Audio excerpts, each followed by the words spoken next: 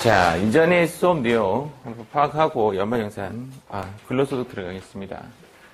이중과세 조정 제도가 있는 소득은 배당하고 외국 납부세액 공제가 이중과세 조정이죠. 정답은 2번입니다. 자, 다음 중 소득세법 과세기간에 대한 설명으로 옳지 않은 것은 개인사업주가 폐업한 경우에는 폐업에는 영향을 미치지 않죠. 그래서 과세기간은 1월 1일부터 폐업일까지가 아니라 폐업하더라도 12월 31일까지입니다. 자, 다시. 자. 분류과세 소득으로 옳은 것은, 분류는 하늘에 보면 뭐가 뜨죠? 퇴양. 정답은? 기억리얼. 정답은 2번이 정답입니다. 이자소득에 대한 설명으로 옳지 않은 것은, 대금의 이익이란 타인에게 금전을 대여하고 돈 빌려준 거고, 그에 대해서 이가를 말한다. 맞는 말이고, 3번에 보면 이자소득에 대해서는 필요경비를 인정한다. 인정하지 않는 소득으로서 가장 대표적인 거, 필요경비가 없는 소득으로서 가장 대표적인 것이 이자소득이죠. 그러다 보니까 총수익금액 마이너스 필요경비는 이자소득 금액인데, 필요경비가 없으니까, 필요경비가 0이니까 총수익금액이나 이자소득 금액이나 똑같죠. 그래서 이자소득 금액은 해당 과세기간에 총수익금액으로 한다. 맞는 말. 2번은 이제 안 배웠지만 신탁이라는 것이 믿을 신자입니다. 이 믿을 신자. 탁은 위탁할 때 맡긴다라는 뜻이고, 믿고 맡기는 법이라는 뜻이죠. 어디에 맡겼냐면 공공의 이익을 위한 곳에 맡긴 거예요. 돈을 맡겨서 거기서 나오는 이자는 공공의 이익을 위해서 쓰시오라고 해서 돈을 위탁한 겁니다. 그걸 이제 공익신탁에 맡겨서 생긴 이익, 일명식 기부의 형식이 될 겁니다. 그 이익은 당연히 과세를 하지 않겠죠. 정답은 3번. 2월 결손금 중 가장 나중에 빠지는 거. 사, 근, 연, 기, 이, 배. 정답은 4번. 납세 의무자의 설명이 잘못된 것은 거주자, 여기 보면 딱 외국이란 말 나오죠. 외국이란 말이 나오면 일단 오답이에요. 일단 거주자는 거주자, 비거주자 이렇게 나눴고, 거주자는 소득세 납세 의무가 있다. 비거주자도 소득세 납세 의무는 있고, 단 거주자는 국, 내, 외. 해외 지점에 파견된 임직원도 모두 다 거주자로 봅니다. 비거주자는 거주자는 국내, 국외. 비거주자는 국내. 맞죠? 국내 원천소득에 대해서 과세를 한다. 정답은 4번입니다. 외국인이든 내국인이든 상관없이 구분은 내국인, 외국인이 아니라 거주자, 비거주자로 나누어야 한다. 이게 정답입니다. 자, 책도 한번 펴보세요. 251페이지.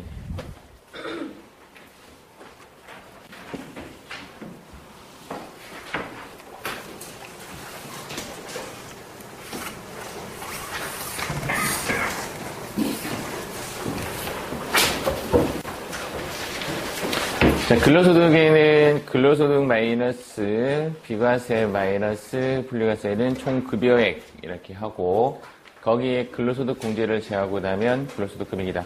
비과세는 우리 이미 배웠죠. 우리 급여 입력할 때 시험에 나오는 비과세 몇 가지? 4가지. 첫 번째가 뭐였죠? 본인 소유의 차량을 업무 수행에 이용할 때 땡땡땡 대신에 받는 자가운전 보조금. 그거 비과세. 두 번째 비과세는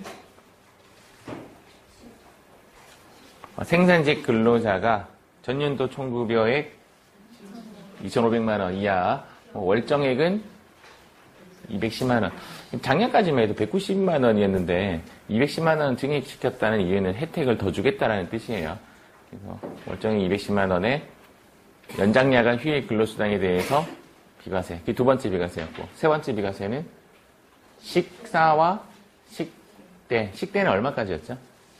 10만원. 네 번째 비과세는 6아수당 10만원. 그 네 가지. 분리과세는 일용 근로소득 전액에 대해서 분리과세를 한다. 그래서 수업의 주제는 지금 현재 근로소득이 1, 2로 나눠져 있는데, 프린트에서 1, 2로 나눠져 있죠. 1은 근로소득인 거 아닌 거, 그거 구분하는 문제가 이제 1번이고, 2번은 총 급여액, 근로소득 공제, 근로소득 금액이 관련된 것이 2번입니다. 2번. 오늘은 근로소득에 대해서 오늘 주제는 1번과 2번. 시험은 얘가 제일 잘 나와요. 우리 금방 이야기했던 비과세 4가지. 이게 가장 잘 나오고. 일용 근로소득 공제는 요거 옆에 답 적어 볼게요. 답은 15만원.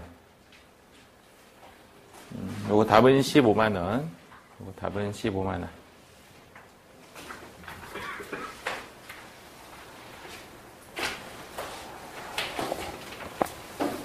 근로소득의 수입 시기의 답은 근로를 제공한 날.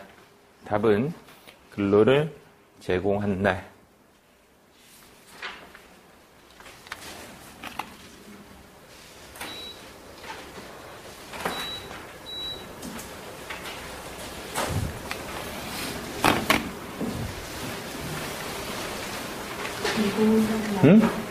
요거 답은 근로를 제공한 날.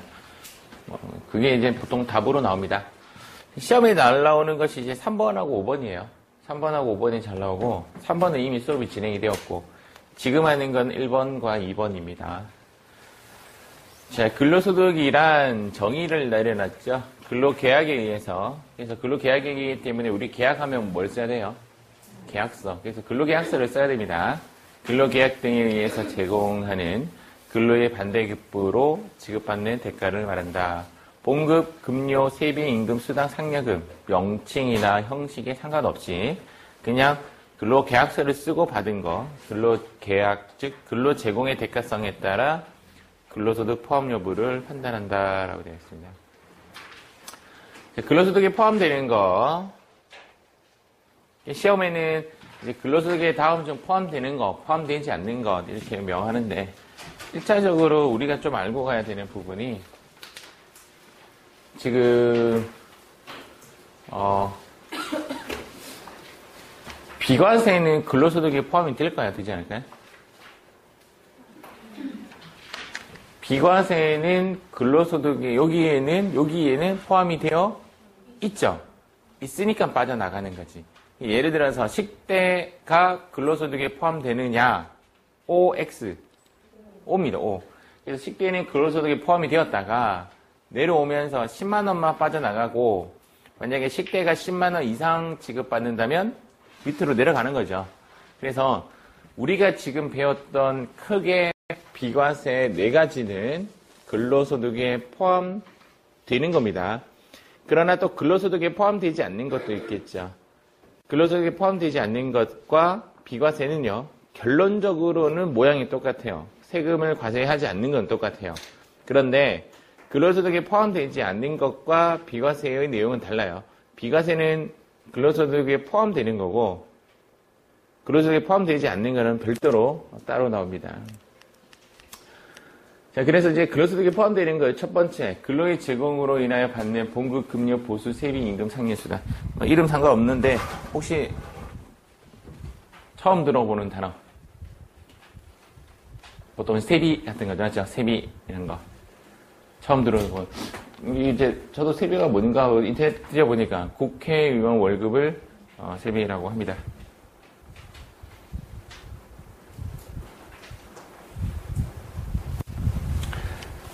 우리가 이제 초등학교 때 이제 뭐 이렇게 보통 반장하고 뭐 이런 것처럼 국회의원들은 왜 국회의원을 하려고 할까요? 봉사를 위하여. 그건 아닌 것 같고, 예. 물론 이제 봉사활동을 많이 하지만 저도 그 심리를 모르겠어요. 그 심리. 도박 아시죠? 도박. 세상에서 가장 끊기 힘든 것 중에 하나가 담배래요. 담배를 끊겨놓고 담배를 능가하는 게 도박. 도박에 손을 댔다. 인생 끝난 거, 인생 끝난 거, 인생 끝난 거. 도박은 진짜 끊기 힘들 때. 재미삼아 하는 도박 말고, 실질적으로 막 도박하시는 분들. 도박보다 더 강한 게 정치래요, 정치. 도박하고 낚시하고 비슷하게 좀 비유를 하고, 낚시도 그렇게 끊기 힘들다는 거예요. 낚시. 낚시의 끝은 어디냐? 배 사는 것까지 간다. 배 모는 자격증 따고, 그다음 배를 산대. 그래서 그게 이제 끝이라 그러더라고. 뭐 골프 같은 거는 골프채 비싸다 그러잖아요. 아무리 휘둘러도 골프채는 사라지지 않잖아. 근데 골프채만큼 가격이 비싼 게 낚싯대인데, 낚싯대는 이게 하다가 바다 쪽으로 들어가 버린대. 워낙 바다 속 안에는 고가의 낚싯대가 많답니다. 어쨌든 간에, 웃자고 이야기했지만, 제 스승도 이제 지금 국회의원 쪽에 나가고 계신데, 나도 심리를 물어도 그냥 하고 싶대. 하고 싶대. 인생에 태어나서 한 번은 하고 싶다. 뭐 그렇게 하더라고요. 어느 정도 나이가 되면 또 정치 계열 다 들어가죠. 급료, 상여, 수당. 수당이라는 것도 정기적으로 또는, 그리고 이게 급여랑 비슷한 이야기예요. 급여랑 이야기.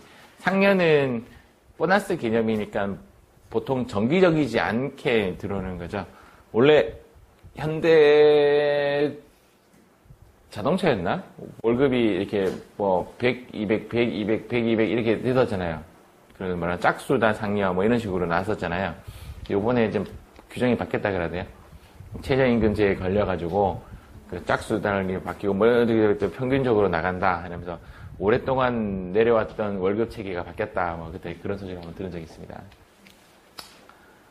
자, 두 번째, 법인의 주주총회, 사원총회 등 결의에 의해서, 결정에 의해서 받는 상여. 이 내용과 조금 상관은 없는데, 주주총회가 무엇인가? 재미삼아 하나 보도록 할게요.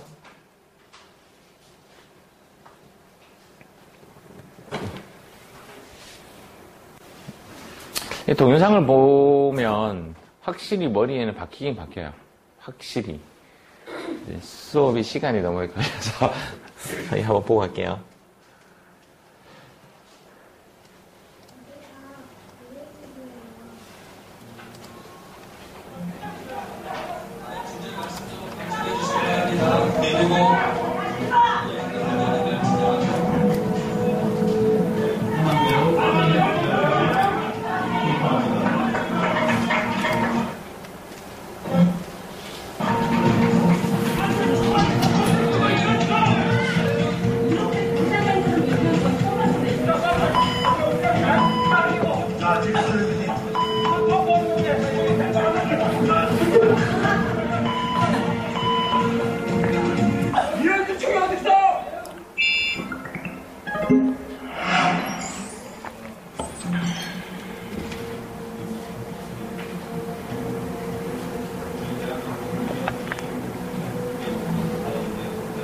그럼 제1호 2항 제57기 재무제표 및 연결 재무제표 승인의 건을 상정하겠습니다.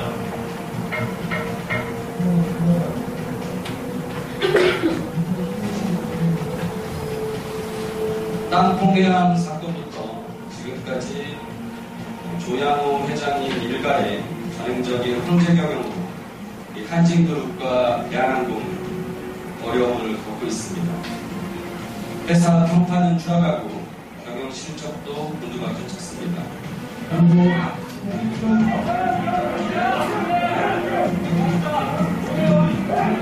그리고 퇴직금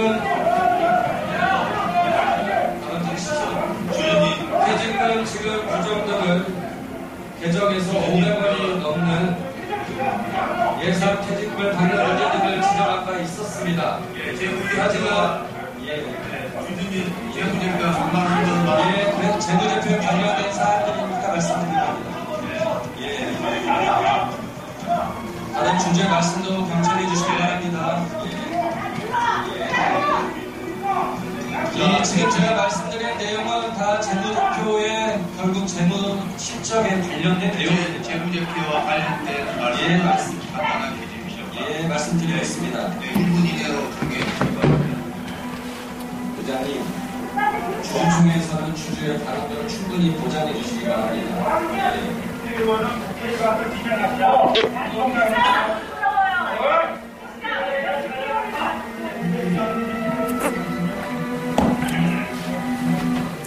대충 보셨죠?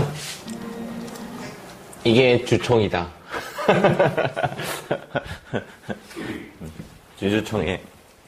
이때가 이제 어떤 사건이 있었냐면 땅콩 해양 사건과 그다음 이제 조양호 일가의 그런 비리, 뭐 큰 비리도 아닌 것 같은데 내 생각에는 확 다 뒤집어졌어요. 그래갖고 결론은 어떻게 됐냐면 이제 요 주총 끝나서 조양호 회장이 이제 박탈당하죠. 회장을 박탈당하고 그 이후에 조양호 회장이 사망하죠. 그러니까 땅콩 해안 사건이 되게 불거지면서 이제 대부분의 그런 일가들은 사실은 뭐 회사의 뭐 카드를 빌려 쓰는 행위는 뭐 많죠. 근데 그 엄청나게 크게 부각을 시켜가지고 쫓겨납니다. 쫓겨나가지고 그 이후에 이제 삼성도 자기 집안에 연못 차리는 거를 회사 사업 세금 계산서 끊었다고 또 그것도 불거졌죠. 예, 그런 것처럼 사실은 많이 그렇게 행태를 하고 있는데도 불구하고 크게 한번 언론에 띄웠고 그리고 나서 이제 조양호 회장이 사망을 하고 그리고 나서 대한항공 주식은 급상승을 합니다. 왜 또 급상승을 했냐라고 좀 봤더니 저도 들은 이야기예요. 이제 그 대한항공 일가가 그 이제 상속세를 내야 되는데 상속세를 내려면 주식을 팔아야 되고 주식을 안 팔려면 어떻게 자금을 마련할 수 있냐면 회사에 남아있는 잉여금을 빨리 배당받는 거죠. 그래서 배당률을 올릴 것이다라는 소문이 퍼져가지고 많은 사람들이 주식을 샀어요. 그래서 주식이 급상승을 합니다. 금방 제가 좀 조회를 해봤는데 2010 몇 년도에는 그 대한항공 주가가 99,000원 넘었더라고요. 뭐 10만 원 가까이 막 이래 됐는데 지금 대한항공 주식이 오늘 가격의 시가가 28,000원. 엄청나게 떨어졌죠. 주식이. 근데 사실은 이제 비행기가 KTX가 이제 좀 퍼지면서 항공권의 그 매출은 많이 떨어집니다. 많이 떨어지고. 울산에도 지하철이나 뭐 지금 또 뭐 하나 생긴다는 그랬어요? 히어자 들어가는 거. 지상으로 뭐 가는 거. 트램이 뭐야, 나는 뭐. 그게 지상 지하철 같은 건가요? 뭐 집안이 약해서 뭐 안 된다는 40년 전에 그 속설에 의해서 아직도 안 되는 걸로 뭐 되어 있는데, 어쨌든 트램 등등에 의해서, 도로가 좀 개선이 된다면, 상대적으로 버스하고 택시의 매출은 떨어질 수밖에 없습니다. 그래서 어쨌든 뭐 대한항공이 그런 길을 지금 걷고 있죠. 대한항공이 그래도 좀 큰 회사잖아요, 맞죠? 그래서 보셨겠지만 그런 게 이제 주주총회 결과가 이제 조양호 회장 내루는 그런 결과를 나왔고, 사원총회는 뭐냐면 사원들이 모여서 회의하는 거, 주주총회는 주주들이 모여서 회의하는 거. 나중에 실무가 보면 이렇게 이야기 잘 안 해요. 그냥 주총, 두 글자만 이야기해요.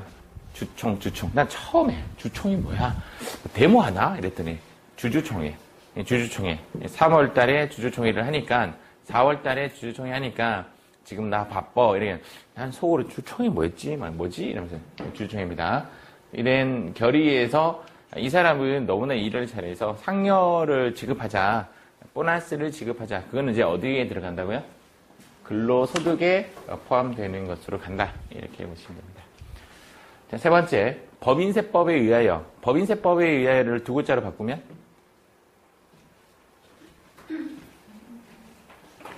인으로 시작하고 정으로 끝나는 인정입니다. 요거를 무슨 상여라 그런다? 인정상여. 인정상여 어디서 배웠냐면 우리 인정배당할 때 배웠죠. 인정 시리즈, 인정상여. 인정상여는 인정배당은 결산 확정일이었죠. 우리 그때 공부할 때 이렇게 했습니다. 잉 시리즈라고 해가지고 잉은 잉이다 이렇게 배웠고, 인정 시리즈는, 이 인정 시리즈는 인정 배당이 처음에 배웠고, 두 번째 배운 게 인정 상여죠.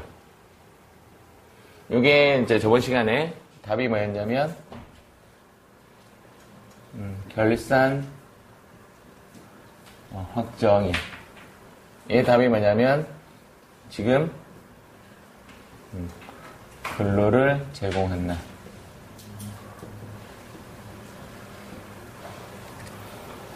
요렇게 됩니다. 그래서 법인세법에 의하여 상여로 처분된 금액, 요 글자, 법인세법에 의하여, 요거의 답은 인정이라는 말입니다. 인정상여. 다음, 퇴직함으로써 받는 소득으로서 퇴직소득에 속하지 아니한 소득. 요 말을 조금 이해하려면, 퇴직소득으로 가져가는 것이 유리한가, 근로소득으로 가져가는 것이 유리한가를 먼저 깨달아야 돼요. 정답은 퇴직소득으로 가져가는 것이 세금이 훨씬 쌉니다. 근로소득으로 가져가는 것보다. 물론 근속 연수에 따라 다르겠지만,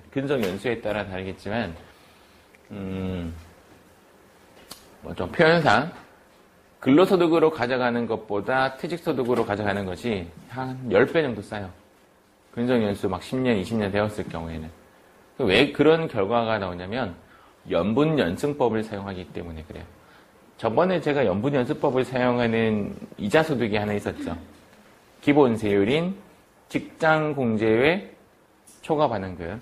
직장공제 초과반환금이 뭐였냐면 근속연수로 컵을 다 나누어가지고 세금을 분산시켰다가 연분했다가 다시 연승하는 구조를 갖고 있는데, 퇴직소득도 마찬가지로 연분을 해서 연승을 하는 연분연수법을 사용합니다. 그래서 의도적으로 많은 사람들이 또는 CEO들이, 특히 CEO들이 회사에 있는 자금을 효과적으로 가져가는 방법 중에 하나가 퇴직소득으로 가져가는 것으로 많이 알려져 있었어요. 그래서 많은 그런 전략적인 것으로 막 접근을 했었는데, 세법에서는 퇴직소득 인정 안 되는 건 전부 다 근로소득이다 라고 명시한 거예요. 이 이야기가. 이런 그림 좀 유명했죠. 도비는 자유예요. 이거 되게 유명했었죠. 퇴사한 사람 책상 위에 그 해리포터에 나오는 그 요정이라고 해야 되나?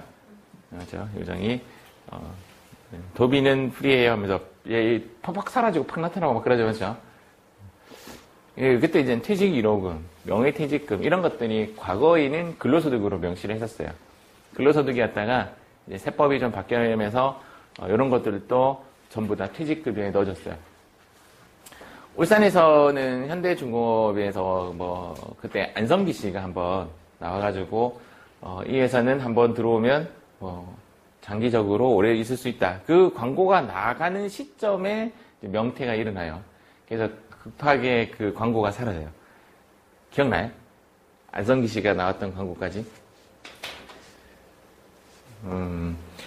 회자가 더 많이 됐죠. 왜냐면 그 광고할 때 명퇴가 일어나가지고, 명퇴가 되면서 그때 이제 표현상 이렇게 하더라고. 노란 봉투 받았다. 뭐 이렇게 하더라고요. 노란 봉투를 받으면 다음날 안 나오죠. 근데 그 안에 조건이 뭐 있냐고 한번 물어봤더니, 조건이 이런 조건이에요. 2, 3년치의 연봉을 지급하고, 퇴직 시, 자녀의 학자금까지는 보장해주겠다. 이런 내용이 들어가 있다더라고요. 단 밑에 조건이 있대. 지금 요거를 수락하지 않으면, 이거는 없는 것으로 한다. 그러면서 이제 보통 받는 급여 2, 3년치를 땡겨받는 형식으로 받고, 퇴직을 합니다. 대부분의 대기업들의 그 나이 드신 분들이 명퇴할 때 좀 그런 조건들이에요. 몇 년치 급여를 좀 미리 땡겨받고 나가요. 그거를 이제 퇴직급여로 본다 이건데, 지금 이야기는 이런 이야기예요. 종업원이 그런 식의 명예퇴직금이나 퇴직 위로금 등을 받게 되면 전부 다 퇴직급여로 인정이 됩니다. 그런데 임원이 그렇게 받게 되면 법정 퇴직급여까지는 인정을 하나, 법정 퇴직급여에서 정관에 만약에 표시되어 있다면 3배수까지만 인정하고 그 이상은 인정하지 않는다. 인정하지 않는다는 말은 근로소득으로 보겠다라는 거죠. 3배수라는 것은 이제 정관이라는 건 뭐냐면 법인을 운영함에 있어서 법인의 규정입니다. 법인의 규정이 적혀 있는 게 정관인데 이제 그 임원의 퇴직급여를 정관에 이렇게 명시되어 있다라면 3배까지만 인정하겠다. 올해 또 법이 바뀌어요. 2020년도에 가면 여기 이제 2배수로 아마 바뀔 겁니다. 점점 나라에서는 임원이 퇴직급여를 통해서 절세하는 절세 지금 현재 절세죠. 법이니까 절세하는 효과를 없애려고 하고 있습니다. 시험 문제에 만약에 임원의 퇴직급여는 인정하지 않는다라는 말이 나오면 임원의 퇴직급여는 인정하지 않는다라는 말이 나오면 O다 X다. X입니다. 인정합니다. 어디까지 인정한다고요? 법정 퇴직급여까지. 많게는 몇 배수까지? 3배수까지. 2020년도부터 바뀌니까 여러분들은 그럼 바뀐 법으로 시험을 치느냐, 안 바뀐 법으로 시험 치느냐, 이게 시험 안 나올 거는데, 안 바뀐 법으로 시험 쳐요, 여러분들은. 2월달, 또 심하게는 4월 시험까지도 과거의 법으로 적용을 합니다. 아마 그 이후에 이제 개정되는 세법에 대해서는 시험이 안 나올 겁니다. 2월달하고 4월달은. 혼선이 생길 수가 있잖아. 그렇죠? 그렇다고 보시면 되고. 그 다음, 종업원 등이 대학의 교직원이 지급받는 직무발명보상금. 전에 직무발명보상금 동영상 한번 보셨나요? 그때 안 보고, 그거 안 보고, 이게 또 다른 동영상인데 살짝, 한 1분짜리니까 한번 볼까요?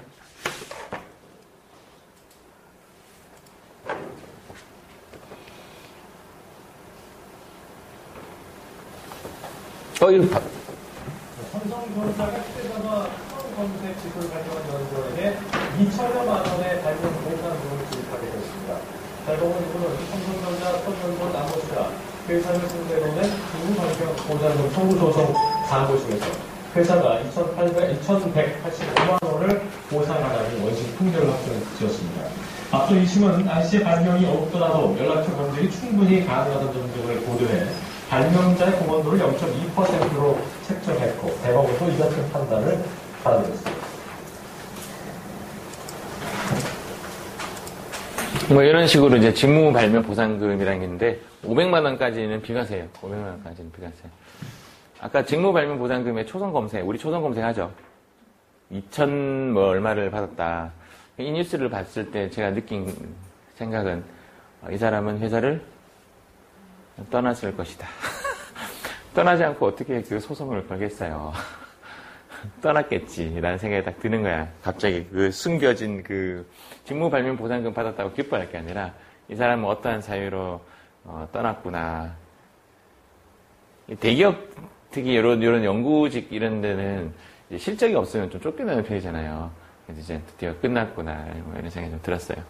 직무 발명 보상금 500만 원까지 비과세입니다. 원래 300만 원이었는데 증액이 되었어요. 업무를 위하여 사용된 것이 분명하지 아니한, 이 아니한이 키워드예요. 아니한. 업무를 위하여 사용된 것이 분명하지 아니한. 업무를 위하여 사용된 것이라고 분명하면 영수증 처리하면 되죠. 네, 분명하지 아니하다는 말은 그만큼 영수증 처리하기가 어렵다라는 겁니다. 판공비가 뭐죠? 판공비. 조금 쉽게 이야기해서 접대비입니다. 접대비. 여기도 한번 볼까요? 국회 운영위원회가 내년도 청와대 예산 중 대통령 판공비로 불리는 청와대 특수활동비를 올해 146억 9,200만 원에서 무려 15%인 22억 500만 원이나 삭감해 의결했습니다. 삭감액 중 14억 7천만 원은 집행 내역을 일일이 보고해야 하는 업무 추진비로 항목이 변경됐고 7억 3,500만 원은 순삭감됐습니다. 청와대 특수활동비 예산의 대폭 삭감은 처음으로 최순실 국정농단 사건을 계기로 야당이 청와대 예산의 문제점을 지적한 데 따른 것입니다. 이게 무슨 얘기냐면 저도 처음 보고 놀랐어요. 대통령 판공비가 22억 삭감됐다길래 대체 얼마였을까 했더니 146억이래요. 146억을 영수증 처리 없이 처리하는 돈이에요. 영수증 증빙 없이 처리하는 돈. 그 중에 이제 삭감이 22억이 됐는데, 여기서 이제 삭감이 되었는데, 그 중에 14억 7천만 원은 집행 내역을 일일이 보고해야 하는 업무 추진비로 항목만 바뀐 거죠.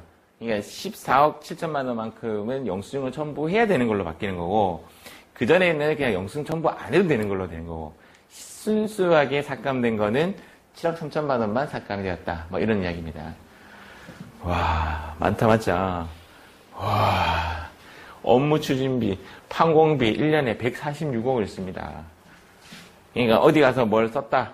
이렇게 뭐, 재래시장 가서 이렇게 뭐 대통령이 뭐 하나 사왔다. 뭐, 그냥 영수증 첨부하지 않아도 되는 그런 돈이다. 뭐 이렇게 보시면 되죠.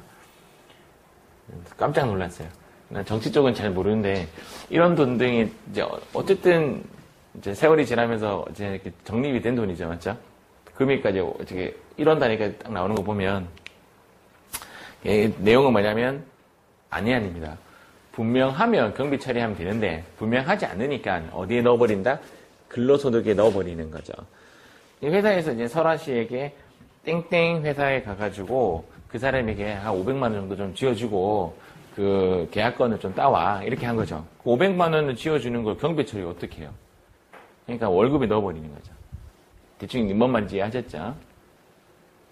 다음. 종업원에게 지급하는 공로금, 위로금, 학자금, 장학금 이런 것들도 근로소득에 들어갑니다.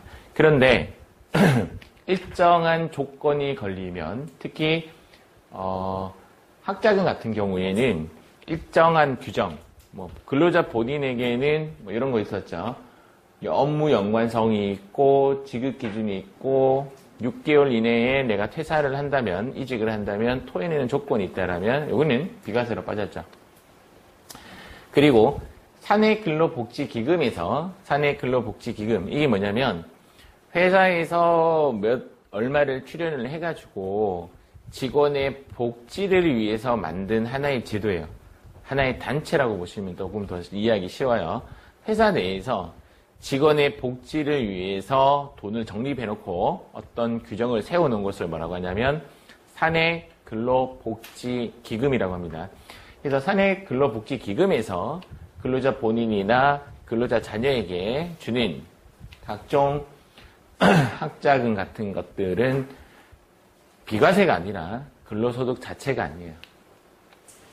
이런 게 있습니다. 그래서 그냥 우리가 보는 위로금, 학자금, 장학금 등은 일단 근로소득에 포함이 되나 일정한 요건이 되면 포함이 안 될 수도 있고 비과세로 빠져나갈 수도 있어요. 다음, 가족수당, 출납수당, 직무, 벽지, 시간의 근무수당 뭐 이런 것들 막 들어봤죠? 가족수당이 뭐죠? 가족수당. 가족수당이라고 혹시 보신 분들은 통상 공무원들 있잖아요. 군인들은 이런 가족수당을 받습니다. 저도 군인일 때 받아본 적이 있고, 그러니까 결혼하고 뭐 이러면 이제 배우자 있을 때 4만 원, 애 낳으면 2만 원, 6만 원, 10만 원 이렇게 주고 보통 공무원들에게. 이 뉴스는 뭐냐면 비리죠, 비리. 부모 숨지거나 분가하고도 가족수당 챙긴 서울교통공사 237명을 징계하였다. 2019년 6월달 뉴스네요.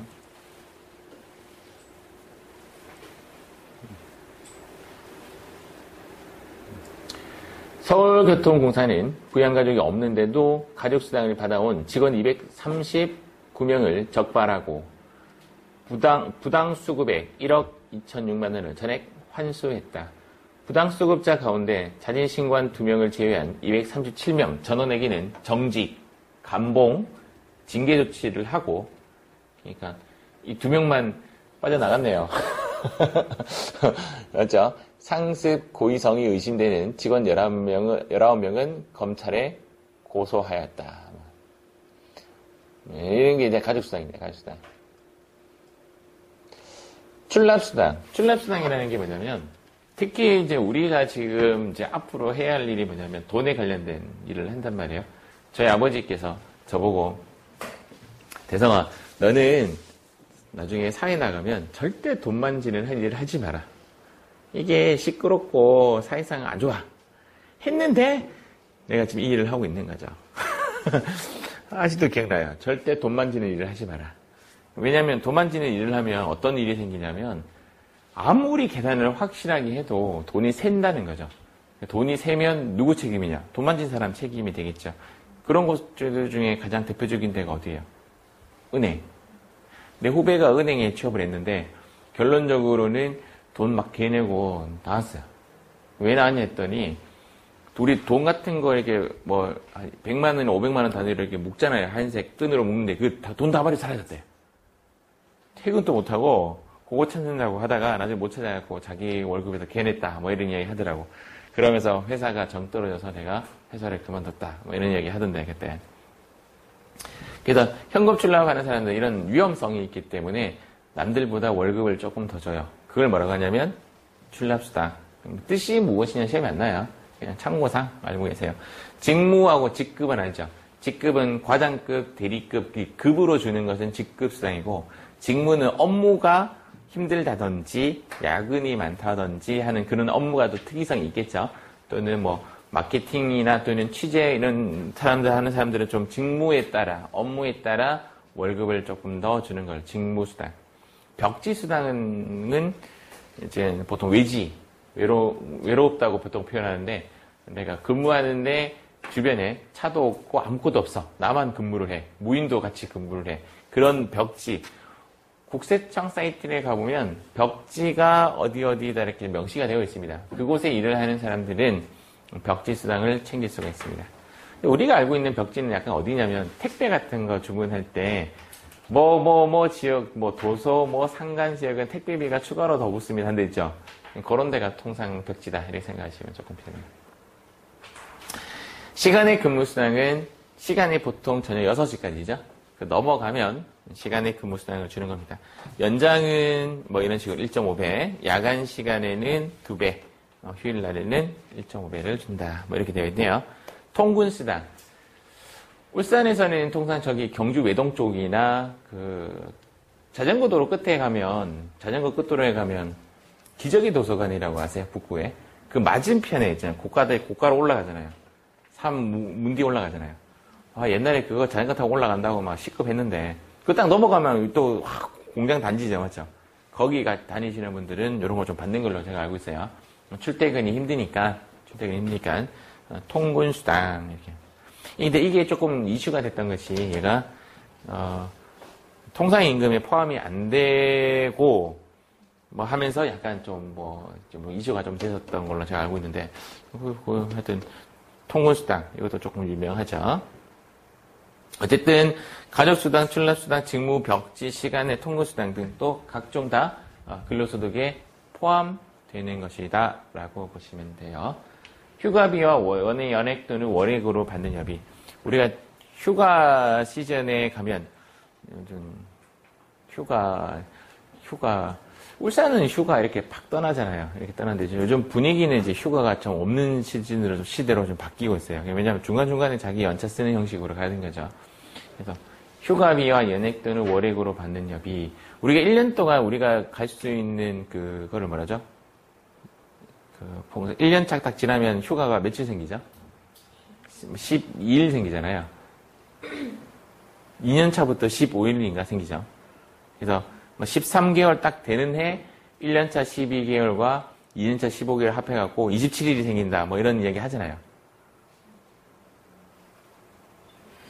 그렇게 합니다. 그래서 13개월 차에 27일에 휴가가 생기는데 이제 미리 땡겨갈 수 있는 형식으로 갖고 가기 때문에 그럼 이제 예를 들어 1년에 이제 15일 생긴다고 치면 우리가 현대중공업, 현대자동차 같은 경우에는 이렇게 중간에 한 일주일 쉬잖아요. 이렇게 쉬잖아요. 그럼 그거는 거기서 차감이 되는 거예요? 안 되는 거예요? 그럼 그거 차감이 무슨 말인지 모르겠어요? 회사에서 이렇게 아예 정기적으로 쉬어버리는 거 있잖아요. 그럼 연차에서 차감이 되는가 안 되는가? 다들 관심이 없구나. 좀 애매하다, 맞죠? 자기가 쉬고 싶을 때 쉬는 게 아니기 때문에 차감이 안 되는 것이다. 이렇게 하는 사람도 있고, 야, 그거는 어차피 쉬는 거니까 차감이 되는 것이다. 이렇게 뭐 아는 사람도 있고. 인터넷 들어가 보니까 회사 규정에 따라 차감이 돼도 되고 안 돼도 되고 뭐 이런 식으로 나와 있더라고요. 네, 그래도 있고. 이걸 좀 넘어가고. 그 다음, 출자 임원이. 출자 임원이라는 것은 이제 회사에 이제 임원이 됐는, 출자를 한 주주도 되고, 그 다음 임원도 되는 형식을 출자 임원이라고 합니다. 출자 임원은 주주도 되니까 배당소득도 되고, 월급을 받으니까 근로소득도 갖고 있는 형식을 갖고 있습니다. 출자 임원은 사택을 제공받으면 일단 안 돼요. 사택은 누구를 위한 것인가? 사택은 종업원을 위한 거예요. 그래서 사택을 임원이 받게 되면 사택을 종업원이 받아야 근로소득에 포함이 안 되는데 사택을 임원이 받으면 그거는 종업원을 위한 복지 행태에서 벗어났다고 해서 그 금액, 즉 그 월세만큼을 근로소득에 포함을 시킵니다. 그래서 사택을 임원이 사용한다든지 또는 주택은 회사를 위한 것이 아니죠. 본인의 재산을 형성하는 하나의 재산 형태가 되기 때문에 임원이나 종업원 둘 다 인정이 안 돼요. 그래서 이 세 가지 같은 경우는 전부 다 근로소득에 포함이 됩니다. 이런 거 뭐냐고요? 주택을 사기 위해서 금리를 싸게 빌려준다든지 주택을 사기 위해서 무상으로 돈을 대여해주는 행위, 그런 행위를 했을 때 그 이자만큼, 시세만큼 회사에서 직원에게 돈을 준 것으로 보고 상여로 처리를 합니다. 그러나 만약에 사내근로복지기금에서 이렇게 지급이 되는 규정이 있다라면 그 부분은 근로소득에서 포함이 되지 않는 쪽으로 빠져나갑니다. 그래서 지금 현재 책에서 명시되고 있는 것은 주택 출자 임원이 사택을 제공받음으로써 얻는 이익, 그 다음 종업원이 주택을 구입 임차에 소요되는 자금을 저리 또는 무상으로 대여받음으로써 얻는 이익, 이런 식으로 표현되고 있어요. 책에서는 이 부분을 이야기한 거고요. 사택 임원에 관련된 이야기. 요 후에 지금 책이 안 나와요. 안 나오고. 두 번째는 주택 종업원에 관련된 이야기를 하고 있어요. 요거는 또 안 나오죠. 책에는 요렇게 이야기하고 있고, 요렇게 이야기하고 있습니다. 주택 임원 밑으로 이야기를 하고 있다. 시험엔 잘 안 나오니까 크게 고민 안 해도 돼요. 요것도 시험에 잘 안 나요. 이해만 하고 넘어가세요. 일단은 내용상 이제 보험에 대한 관계를 알아야 되는데 복잡하니까 시험에 안 나오는 거예요. 계약자의 뜻이 뭐냐면 돈을 넣는 사람, 수익자의 뜻은 뭐냐면 돈을 받는 사람이에요. 그러니까 우리가 보통 돈을 넣는 사람과 돈을 받는 사람이 있을 거고 피보험자는 사실상 중요하지 않아요. 계약자가 법인이고 수익자가 법인이요. 그러면 계약자가 돈을 넣고 수익자가 돈을 다시 가져가는 거죠. 계약자가 돈을 가져가는 형태. 이거는 상관이 없어요. 얘는 좀 문제가 있어요. 법인이 계약자인데 돈은 누가 가져가죠? 수익자. 요거는 필요 내용이 없고. 계약자가 법인인데 어떠한 상황이 생기면 종업원이 돈 가져간다. 이거는 법인이 종업원에게 돈 준 거죠. 이런 형식을 우리는 뭐라고 하냐면 돈 세탁이라고 합니다. 돈 세탁. 회사에서 돈을 불입해주고 그 돈은 수익자는 딴 사람이 가져가는 행위. 이런 거 이제 보통 돈 세탁이라고 하는데 보험회사에 가보면 벽지에 막 이렇게 벽에 붙어 있습니다. 돈 세탁하지 맙시다. 이런 거. 돈 세탁하지 맙시다. 보험회사가 좀 돈 세탁하는 장소로 좀 많이 알려졌었어요.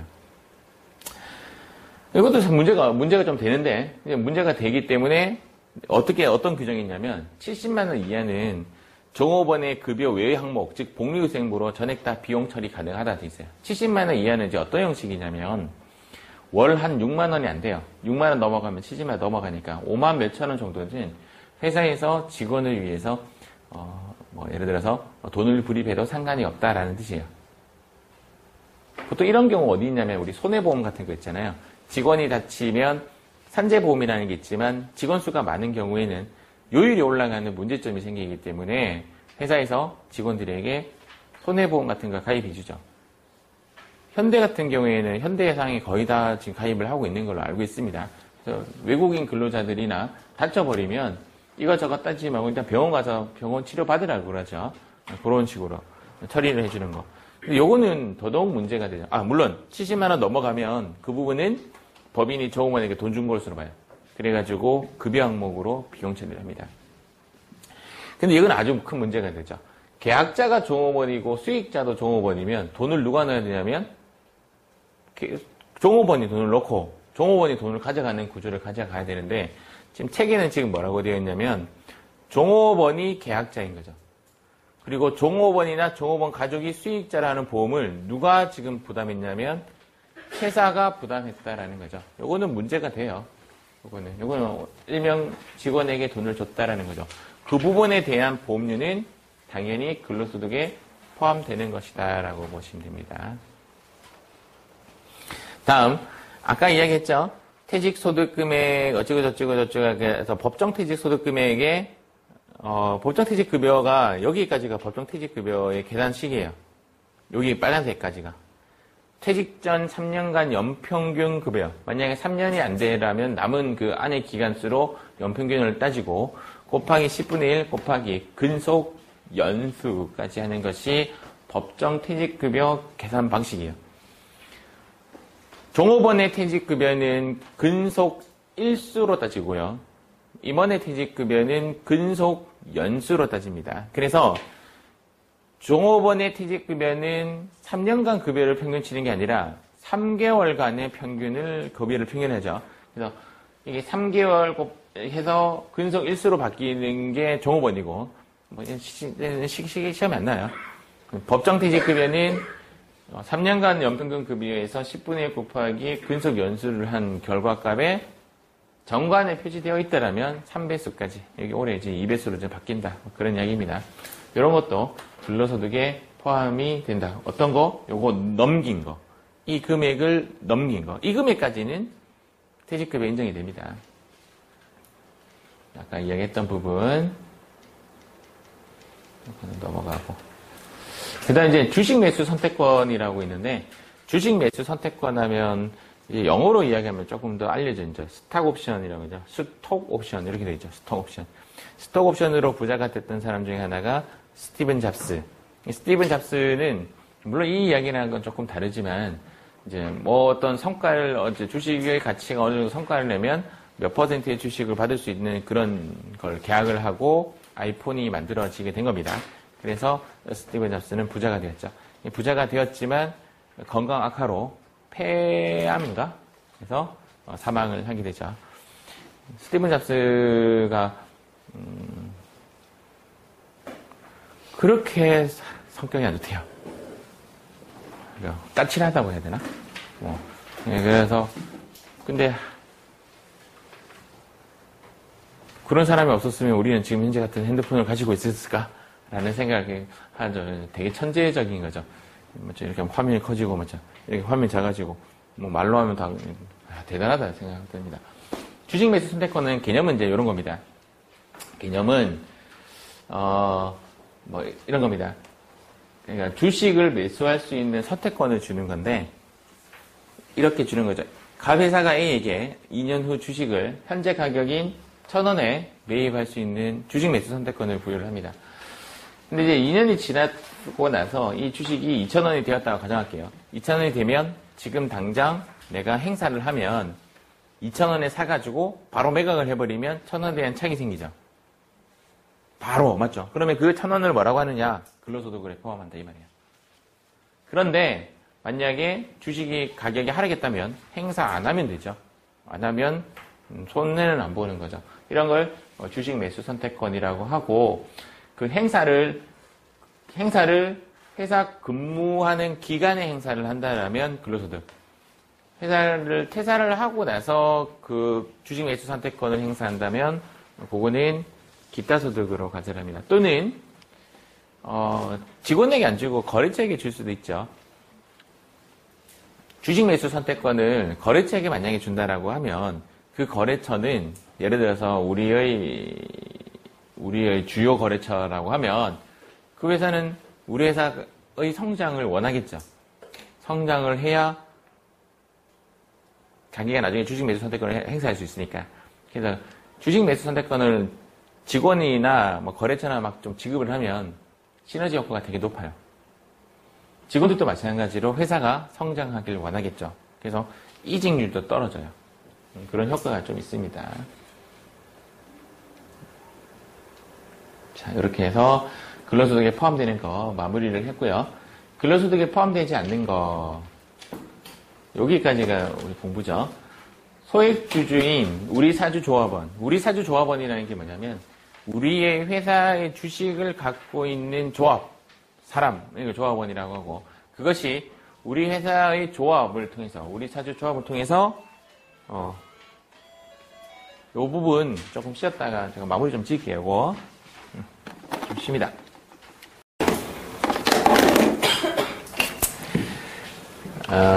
일단 여기서 이제 시험에 만약에 나온다면 이제 이런 겁니다. 우리 사주 조합에 관련된 거는 일단 국가적으로 허용을 합니다. 뭐든지. 왜냐하면 우리 사주 조합에 관련된 걸 허용을 해야 그 회사가 더 성장을 할 것이다 라는 그런 뉘앙스가 좀 있고요. 그래서 우리 사주 조합에 출연하는 출연금, 기부금 전부 다 소득공제도 돼요. 그래서 우리 사주 조합을 통해서 주식을 취득한다면 그거에 대해서는 그 취득금액과 시가의 차익에 의해서 발생하는 소득에 대해서는 근로소득에 포함하지 않는다. 이 말은 과세할 생각이 없다라고 보시면 돼요. 이야기는 아까 했죠. 연 70만 원까지는 보험을 회사가 불입해 주더라도 그거는 과세하지 않겠다. 세 번째, 당연한 이야기죠. 임직원이 고의가 아닌 업무상 행위, 업무를 하다가 이제 다쳤다라는 거죠. 또는 이제 그런 배상을 위해서 손해배상 보험료를 받을 때는 과세하지 않겠다라는 의지가 있고, 회사에 가면 요즘 2021년도부터인가는 이제 거의 의무적으로 바뀌는데 퇴직연금 가입해 주죠. 퇴직연금 가입이 된다면 거기에 불입하는, 회사가 불입하는 돈만큼은 당연히 근로소득에 포함하지 않습니다. 아까 이야기했죠. 사내근로복지기금에서 지급하는 당 XXX 근로자 또는 근로자 자녀가 받는 장학금, 그리고 무주택 근로자가 받는 주택보조금 같은 경우에도 근로소득에 포함되지 않습니다. 여기에 이 말이 빠지면요, 사내근로복지기금에서라는 말이 빠지면 근로소득에 포함되는 것으로 가야 되고, 사내근로복지기금에서라는 말이 나와야 근로소득에서 포함되지 않는 것으로 가는 겁니다. 사업자가 근로자에게 지급한 경조금 중 사회통념상 타당하다고 인정되는 범위, 사회통념상 타당하다고 인정되는 범위, 사회통념상 타당하다고 인정되는 범위, 이게 대체 얼마야? 라는 말이 좀 많이 있는데 통장 한 20, 30만 원 정도를 이야기하는 것 같아요. 그래서 그 부분에 대해서는 근로소득에 포함이 되지 않는다. 결혼했을 때 회사에서 지급하는 돈, 또는 부모님이 상을 당했을 때, 또는 칠순일 때, 이럴 때 돈을 좀 주는 회사들 있죠. 그때는 과세를 하지 않겠다. 이런 말이 있습니다. 우리 사주 제도에 관련된 이야기가 이렇게 나와 있습니다. 자, 마무리하도록 하겠습니다. 근로소득의 수입 시기 중 틀린 것은, 자, 일단 3번에 눈에 딱 보이네요. 잉은 잉이다. 이거 맞는 말이고, 급여는 뭐다? 근로를 제공한 날. 법인의 소득 처분에 의한 두 글자로 바꾸면 인정입니다. 인정상여는 언제라고 했어요? 근로를 제공한 날. 정답은 1번. 2번도 좀 자주 나와요. 퇴직소득은 퇴직소득 지급받았을 때요. 굳이 우리가 외우지 않는 쪽으로 가는 부분인데, 지급받기로 한 날, 이런 거는 외우지 않는데 좀 시험에 나와요. 자, 10번 문제.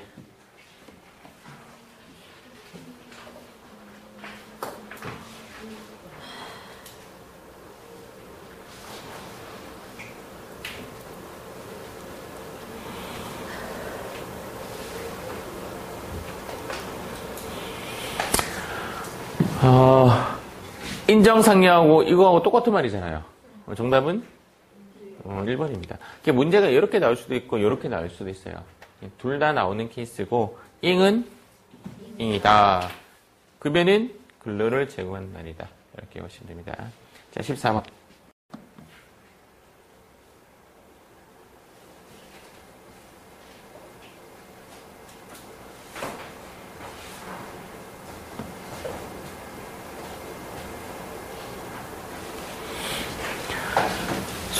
사업용 고정자산을 제외하고 양도하는 영업권은 기타 소득, 우리 안 배운 건데, 이 영업권의 단독으로 양도하는 거는 기타 소득이고요. 사업용 고정자산과 함께 양도하는 영업권은 사업소득으로 명칭을 합니다. 또는 양도소득입니다. 또는 양도소득. 이거 양도소득이겠지. 일단 맞는 말, 우리 안 배웠으니까. 일단 요거, 퇴직함으로써 받는 소득으로서 퇴직소득에 속하지 않는다는 말은 뭘로 속한단 말이죠? 근로소득으로 하겠죠. 정답은 2번이 정답이겠죠. 이건 아직 안 배웠고. 요것도 아까 했죠. 법인의 주주총회. 이것이 무슨 주총이야! 막 하죠. 너도 머리 좀 놔봐. 기억나요? 머리가 하얘가지고 말이야. 그러니까 국회의원은 국회의원으로 가! 라고 막.